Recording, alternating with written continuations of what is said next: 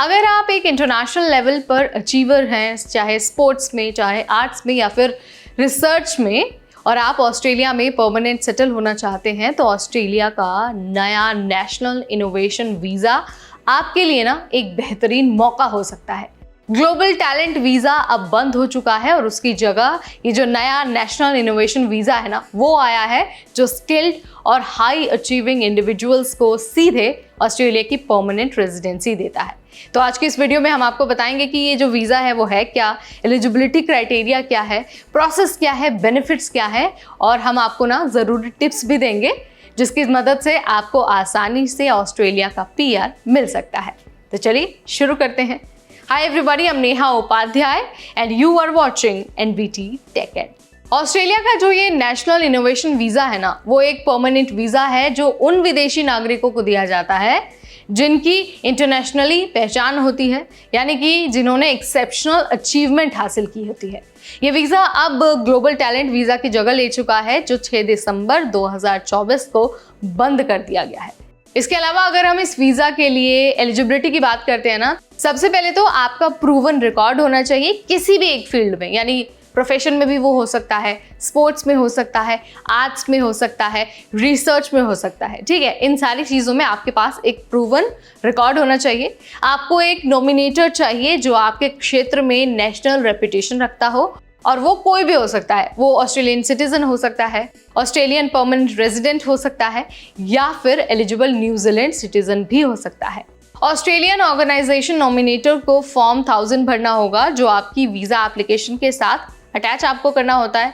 उम्र की कोई लिमिटेशन नहीं है, लेकिन अगर आपकी उम्र 18 से कम या फिर 55 से ज़्यादा है, तो आपको ये प्रूव करना होगा कि आप ऑस्ट्रेलियन कम्युनिटी के लिए एक्सेप्शनली बेनिफिशियल हैं।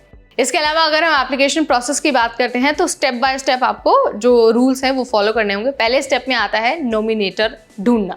अब देखिए, कोई व्यक्ति या फिर ऑस्ट्रेलियाई संस्था जो आपके टैलेंट और आपके अचीवमेंट को सपोर्ट कर सके, आपको उसे ढूंढना होगा। दूसरे स्टेप में आपको एक्सप्रेशन ऑफ इंटरेस्ट यानी कि EOI ये फिल करना होगा। जो ऑस्ट्रेलियन इमिग्रेशन वेबसाइट है ना, वहाँ पर आपको अपना EOI सबमिट करना होता है। ये दिखाता है कि आप इस वीज़ा के लिए पूरी तरह से इंटरेस्टेड है।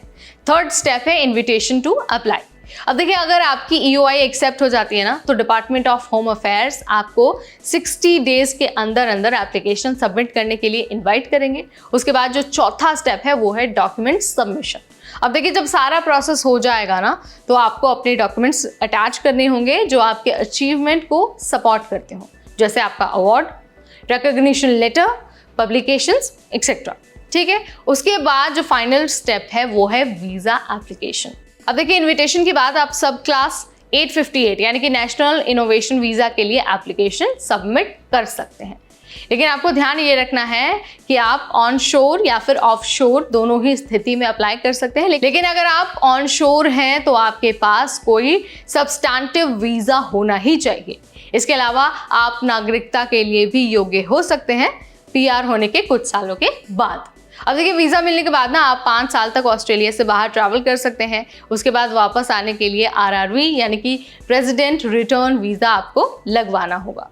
इसके अलावा जो साउथ ऑस्ट्रेलिया है वो इस वीज़ा के लिए अलग से स्टेट नॉमिनेशन भी दे रहा है। इसका मकसद है ऐसे हाई परफॉर्मिंग इंडिविजुअल्स को अट्रैक्ट करना जो इनोवेशन, प्रोडक्टिविटी और ग्रोथ में योगदान दे सकते हैं।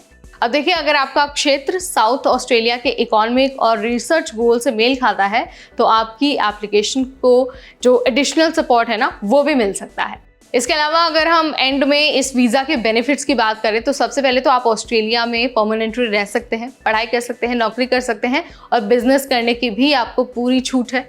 ऑस्ट्रेलिया की इसके अलावा आप पब्लिक हेल्थ कार स्कीम में इनरोलमेंट भी करा सकते हैं और परिवार के किसी सदस्य को स्पॉन्सर भी कर सकते हैं। इसके अलावा 5 साल तक ओपन ट्रैवल फैसिलिटी भी मिलती है। बाद में ऑस्ट्रेलियन सिटीजनशिप के लिए आप अप्लाई भी कर सकते हैं क्योंकि आप एलिजिबल हो जाते हैं। सो अगर आप एक रिसर्चर हैं, साइंटिस्ट हैं, स्पोर्ट्स पर्सन हैं, या फिर किसी भी फील्ड में अगर इंटरनेशनली रिकॉग्नाइज्ड अचीवर हैं, तो ये मौका आपके लिए ना ऑस्ट्रेलियन परमानेंट रेजिडेंसी का रास्ता बन सकता है और आपको वहाँ की नागरिकता भी दिला सकता है। तो वीडियो अगर आपको इन्फॉर्मेटिव लगा है, पसंद आया, तो इसे लाइक और शेयर करना बिल्कुल ना भूलें। ऐसे अपडेट्स के लिए stay tune to NBT Tech Ed।